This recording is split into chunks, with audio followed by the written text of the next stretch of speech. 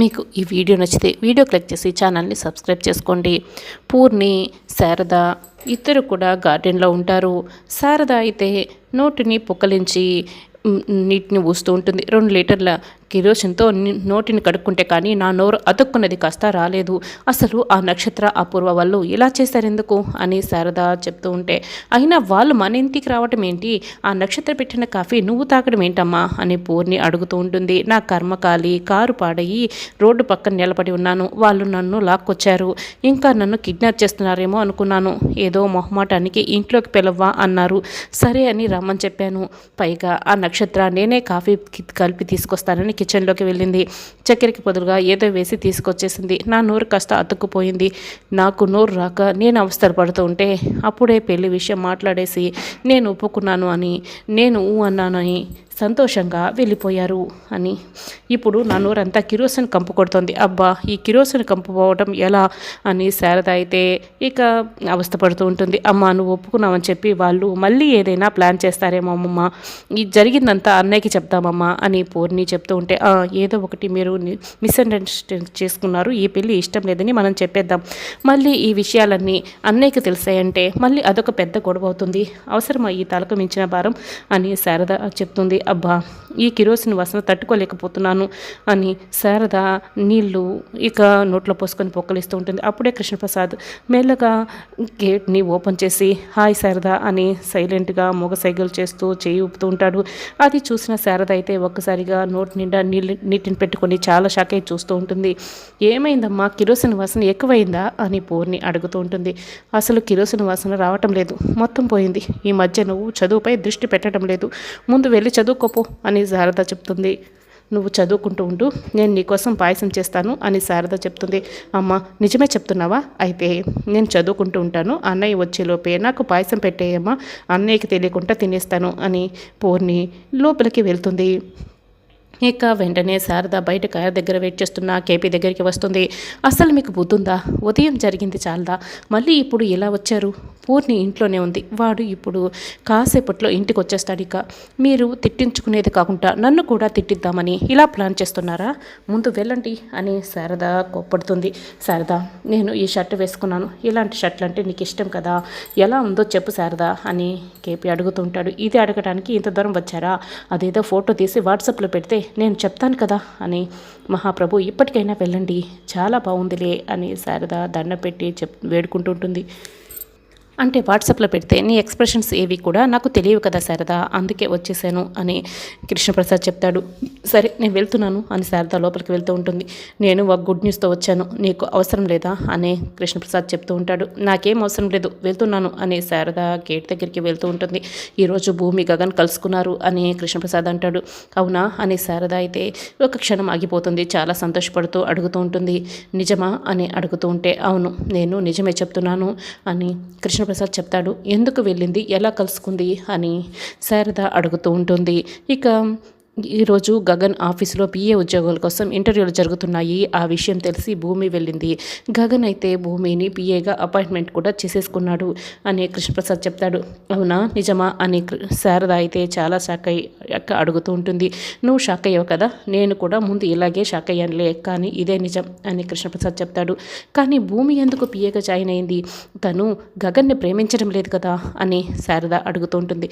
ప్రేమించడం లేదు కానీ గగన్ అంటే ఇష్టం అని కృష్ణప్రసాద్ చెప్తాడు. ఇష్టం మాత్రమే ఉన్నప్పుడు, ప్రేమ లేనప్పుడు ఎందుకు పిఏగా జాయిన్ అయింది అని శారద అడుగుతూ ఉంటుంది. అంటే భూమి గగన్ ఇక ఎవరికి కూడా ఏ అమ్మాయికి కూడా పడిపోకూడదని ఇలా చేస్తుంది. నేను భూమిని ఇదంతా ఫాలో అయ్యి తెలుసుకున్నాను, కానీ భూమి అయితే నాకేం చెప్పలేదు. నేను సీక్రెట్గా ఫాలో అయ్యి నేను ఈ విషయాలన్నీ తెలుసుకున్నాను. ఇప్పుడు గగన్ని ఎవరికైనా పడిపోకుండా భూమి ఎలా ప్రయత్నిస్తోంది అంటే గగన్ మీద భూమికి ప్రేమ ఉందనే కదా అర్థం అని కృష్ణప్రసాద్ చెప్తాడు. అంటే భూమి కూడా గగన్ని ప్రేమిస్తోందన్నమాట అని శారద అంటుంది. ఇప్పటి వరకు అదే కదా ముద్దు నేను చెప్పింది అని కృష్ణప్రసాద్ శారద బుగ్గల్ని పట్టి లాగుదామని దగ్గరికి వస్తూ ఉంటాడు. చాలండి, అక్కడే ఆగండి అని శారద ఆపేస్తుంది. ఇప్పుడు నక్షత్ర పేరుతో గగన్ భూమిలని ఎలా రెచ్చగొట్టాలో నేను ప్లాన్ చెప్తాను, చూడు అమలు చెయ్యి అని కృష్ణప్రసాద్ చెప్తాడు. నక్షత్ర అంటే నాకు ఇప్పుడే గుర్తుకొచ్చింది. ఆ తల్లి పిల్ల ఇద్దరు ఈరోజు నా తలకు చుట్టుకున్నారు అని జరిగిందంతా ఇక కృష్ణప్రసాద్ చెప్తుంది. శారదా నువ్వు సూపర్ అని కృష్ణప్రసాద్ చెప్తాడు. ఏంటి నా నోరు అతుక్కుపోవడం నీకు సూపర్గా ఉందా అని శారద ఇక బొంగమూత పెట్టుకుంటుంది. అది కాదు శారదా, దానికి నేను కూడా బాధపడుతున్నాను. నువ్వు ఊరు కొట్టడం వాళ్ళు వెళ్ళిపోవడం అది ఉందే, అది సూపర్. దీన్ని అవకాశంగా తీసుకొని మనం ఇప్పుడు ప్లాన్ని అమలు చేద్దాం. రేపు గగన్ ఆఫీస్కి వెళ్ళే సమయంలో నక్షత్రని పెళ్లి చేసుకోవచ్చు కదా, ఎలాగో వాళ్ళు మన ఇంటికి వచ్చి అడిగారు కదా అని గేమ్ని మొదలు పెట్టేసాయి అని కృష్ణప్రసాద్ చెప్తే, అమ్మో అలా అడిగితే ఇంకేమైనా ఉందా, వాడికి చాలా కోపం వస్తుంది అని శారద అంటుంది. అయ్యో వాడికి కోపం వచ్చినా కూడా నిన్నేమన్నాడు శారద, ఇష్టం ఉంటే ఇష్టం అని చెప్తాడు, లేదంటే ఇష్టం లేదని చెప్పి ఆఫీస్కి వెళ్ళిపోతాడు.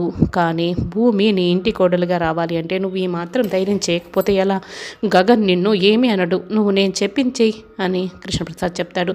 సరే మీరు ధైర్యంగా వాడు ఏమీ అనడని చెప్తున్నారు కాబట్టే నేను మాట్లాడతాను అని శారద అంటుంది. చూడు శారద, నువ్వు భూమి పండు లాంటిది, నక్షత్ర రాయి లాంటిది. ఇప్పుడు ఈ భూమి అనే పండు గగన్ దగ్గరికి చేరాలి అంటే నక్షత్ర అనే రాయితో మనం కొడుతూనే ఉండాలి. అప్పుడే ఈ భూమి అనే పండు వెళ్ళి గగన్ని వెళ్ళి చేరుకుంటుంది. అర్థమైంది కదా నా ప్లాన్ అని కృష్ణప్రసాద్ చెప్తే, అర్థమైందండి అని శారద అంటుంది. సరేనండి వాడు వచ్చే సమయమైంది, ఇప్పటికైనా వెళ్ళండి అని శారద చెప్తుంది. వెళ్తున్న కృష్ణప్రసాద్ మళ్ళీ ఆగిపోతాడు. శారద నిజంగానే ఈ సెట్లో నేను బాగున్నానా అని అడుగుతూ ఉంటే, బాగున్నారు స్వామి బాగున్నారు, వెళ్ళండి అని శారద ఇక దండం పెట్టి చెప్తూ ఉంటే, థ్యాంక్ యూ శారద అని కృష్ణప్రసాద్ అక్కడి నుంచి సిగ్గుపడి వెళ్ళిపోతాడు. ఇక శారద లోపలికి రాకముందే గగన్ అక్కడికి వచ్చేస్తాడు. ఏంటమ్మా బయటే ఉన్నావు అని గగన్ అడుగుతూ ఉంటాడు. కూరగాయల బండి దగ్గరికి వెళ్ళాను, అన్నీ పుచ్చలే తీసుకోలేదు, పద లోపలికి వెళ్దాం. అమ్మయ్య ఆయన కార్ని గగన్ చూడలేదులే అని శారద మనసులో అనుకుంటుంటుంది. ఇక భూమి అయితే శారద కోసం గుడిలో ఎదురు చూస్తూ ఉంటుంది. చెప్పమ్మా ఎందుకు ఫోన్ చేసి పిలిపించావు అని శారద అడుగుతూ ఉంటుంది.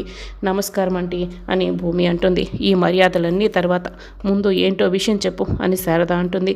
మీరు నన్ను మరీ పరాయి మనిషిలా చూస్తున్నారంటీ అని భూమి ఇక బాధపడుతూ చెప్తూ ఉంటే, అవునమ్మా నువ్వు పరాయి మనిషివే కదా, ఒకప్పుడు ఎవరూ లేరని మా ఇంటికి వస్తే సరే అని నువ్వు మా ఇంట్లో మనిషిలా కలిసిపోయావని, నిన్ను మా ఇంటి కోడలు చేసుకుందాం అనుకుంటే నువ్వు చేసిందేంటో ఇప్పటికీ మాకు గుర్తుంది, నువ్వు పరాయి మనిషిగా కదా మరి అని శారద చెప్తుంది.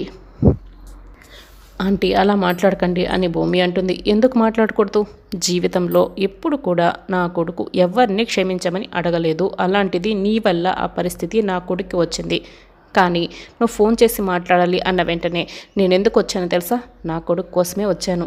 అమ్మ భూమి విషయంలో మనం పొరపాటు పడ్డాము, తన మనసులో ఉన్నదేంటో తెలుసుకోకుండా మనమే ఒక అడుగు ముందుకు వేసి అలా మాట్లాడడం తప్పు, కాబట్టి మనం తప్పు చేశాము. భూమితో మీరు మామూలుగా ఎక్కడైనా ఎదురు పడితే మామూలుగా మాట్లాడండి అని, తనని హేట్ చేయొద్దండి, ఒకప్పుడు భూమితో మీరు ఎలా ఉన్నారో అలాగే ఉండండి అని గగన్ నాతో చెప్పాడు. అందుకే నువ్వు ఫోన్ చేయగానే నేను ఇలా నీ ముందుకు వచ్చి నిలబడి మాట్లాడుతున్నాను. దీనికంతటికీ కారణం గగనే. కానీ నువ్వు చేసిన తప్పుని తనపై నింద వేసుకొని ఇప్పుడు బాధని వాడు అనుభవిస్తున్నాడు అని శారద అంటుంది. ముందు విషయం చెప్పు అని శారద అంటుంది. ఆంటీ మీరిలా మాట్లాడుతుంటే నాకు ఏడుపు వస్తుంది అని భూమి బాధపడుతూ ఉంటే, నిన్ను ఏడిపించానన్న నింద నాపై వేయకమ్మా, మళ్ళీ నా కొడుకు ముందు నేను దోషి అయిపోతాను. నువ్వు నిజం చెప్పు, నువ్వు నిజంగా నా కొడుకుని ప్రేమించడం లేదా, నువ్వు ప్రేమించినప్పుడు నా కొడుకుతో ఎందుకంత చనువుగా ఉన్నావు, మా ఇంటికి కోడలుగా వస్తావా అని నేను అడిగినప్పుడు మీ కొడుకుని అడగండి ఆంటీ అని నువ్వెందుకు మాట్లాడావు, నీ మనసులో ఏ ఉద్దేశం లేనప్పుడు మాకెందుకు ఆశలు కల్పించావు అని శారద ప్రశ్నిస్తూ ఉంటే, ఇప్పుడు కూడా గగన్ గారు నేను మిమ్మల్ని ప్రేమిస్తున్నాను అని గట్టిగా అరిచి చెప్పాలని ఉందంటీ, కానీ నాది చెప్పలేని పరిస్థితి, మీరేమో నన్ను అపార్థం చేసుకుంటున్నారు, కానీ ఏదో ఒకరోజు నన్ను అర్థం చేసుకుంటారంటే నాకు ఆ నమ్మకం ఉంది అని భూమి మనసులో అనుకుంటుంటుంది. విషయం చెప్పమని మళ్ళీ శారద అడుగుతూ ఉంటుంది. నేను గగన్ గారి దగ్గర ఉద్యోగంలో చేరానంటే తెలుసా అని చెప్తూ ఉంటే, తెలుసు అయితే ఏంటి అని శారద అడుగుతుంది. ఇప్పుడు నాన్న శరత్చంద్ర గారు నన్ను దత్తత తీసుకుంటున్నారు, గగన్ గారేమో నాన్న కనుక నన్ను దత్తత తీసుకుంటే నువ్వు నా దగ్గర ఉద్యోగంలో చేయనవసరం లేదు, నువ్వు కూడా నాకు శత్రువే అంటున్నారు. నాకు ఆయన కావాలి, నాన్న కావాలి, నాకు ఇద్దరి ప్రేమ కావాలి ఆంటీ. నన్ను ఉద్యోగం నుంచి తీయొద్దని చెప్పి గగన్ గారికి మీరు చెప్పండి అని భూమి చెప్తూ ఉంటే, కాస్త మీరు నచ్చ చెప్పండి, ఉద్యోగం నుంచి తీయొద్దని అని భూమి చెప్తూ ఉంటే, నేను నచ్చ చెప్పడం కాదమ్మా, నువ్వే నచ్చ చెప్పుకోవాలి. వాడంటే ఇష్టం లేదని చెప్పావు కదా, మళ్ళీ వాడి దగ్గర నువ్వెందుకు ఉద్యోగంలో జాయిన్ అయ్యావు? అది నీ మనసుకే తెలియాలి అని శారద అంటుంది. నాకు ఇద్దరు కావాలి ఆంటీ అని చెప్తుంటే, కుదరదమ్మా, ఇటువైపు ఒకరి చెయ్యి అటువైపు ఇంకొకరి చెయ్యి పట్టుకొని మధ్యలో నిలబడి ఫోటో తీయించుకున్నంత తేలిక అనుకున్నావా జీవితం అంటే? ఎవరో ఒకరు మాత్రమే కావాలని తెలుసుకో, అది నీ నిర్ణయం మీదే ఆధారపడి ఉంటుంది. ఈ విషయంలో నేనేమీ చేయలేనని శారద చెప్పేసి వెళ్ళిపోతుంది. భూమి అది విని చాలా బాధపడుతూ ఉంటుంది.